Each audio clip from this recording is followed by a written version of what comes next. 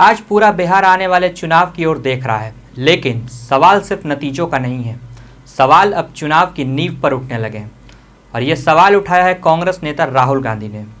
BJP पर सीधे तौर पर वोट की चोरी का आरोप, और इस बार उनके निशाने पर सिर्फ सत्ताधारी पार्टी नहीं बल्कि देश की सबसे बड़ी संवैधानिक संस्था चुनाव आयोग भी है।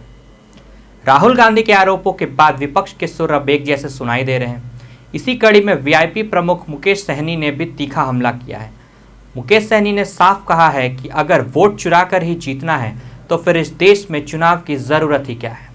सहनी का सवाल एकदम सीधा था कि जब चुनाव में जनता का पैसा खर्च होता है तो फिर जनता को ही उसका हक क्यों नहीं मिल रहा है। और बात सिर्फ आरोपों की नहीं रही। राहुल गांधी के आवास पर जो बैठक हुई उसमें भी कई अहम खुलासे हुए हैं।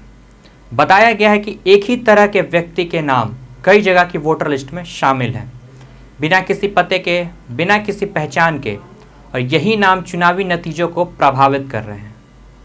मुकेश सहनी ने यह सिर्फ आंकड़ों की हेराफेरी नहीं है, ये लोकतंत्र के अधिकार की चोरी है।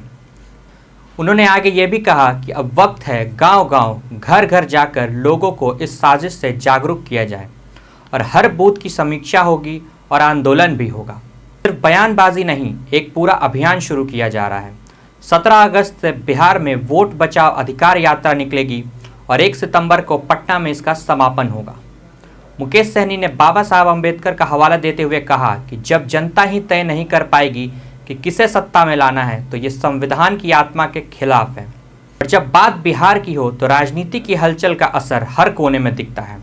केंद्रीय गृह मंत्री अमित शाह के बिहार दौरे पर भी सहनी ने चुटकी ली और कहा कि बिहार मोक्ष की भूमि है, लोग आते हैं और जाते हैं, लेकिन सवाल ये है कि जो दिल्ली में बैठ देश चला रहे हैं, क्या वो महाराष्ट्र में एक बिहारी बेटी को मराठी बोलने के लिए प्रताड़ित होने से बचा पा रहे हैं।